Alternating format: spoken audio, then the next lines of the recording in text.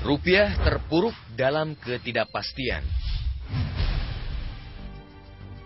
Tanpa basa-basi, berita di awal pekan ini diawali dentuman kejatuhan pasar keuangan di tanah air. Kurs rupiah terjerembab hingga hampir menyundul Rp10.000 per dolar Amerika Serikat di pasar spot. Bahkan di pasar non-deliverable forward Singapura, nilai kontrak rupiah sempat menembus Rp10.200.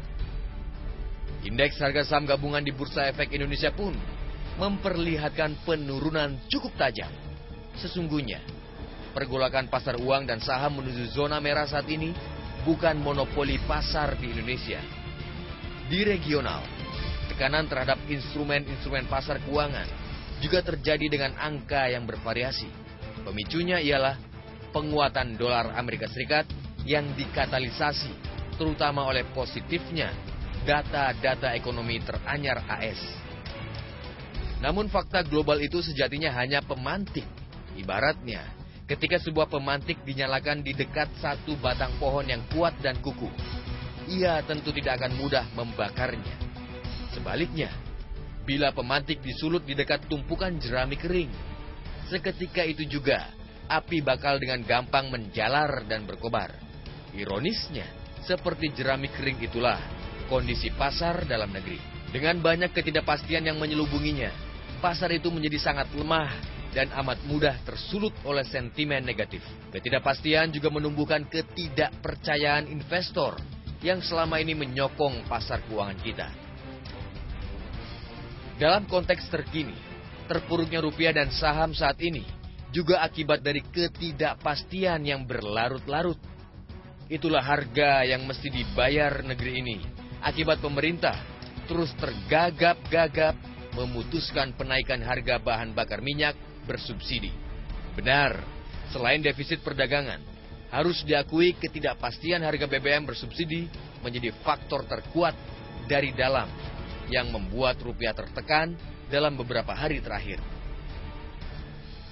Sedari awal pemerintah maju mundur soal harga BBM, disitulah dimulai momentum hilangnya kepercayaan investor.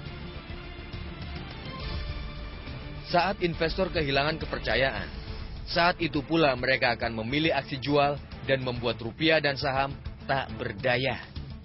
Di sisi lain, sikap pemerintah yang gojak-gajek tak pasti tersebut justru dimanfaatkan betul oleh spekulan untuk melakukan spekulasi.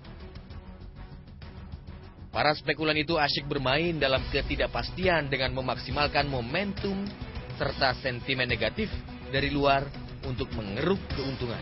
Tidak mengherankan bila pasar makin lunglai.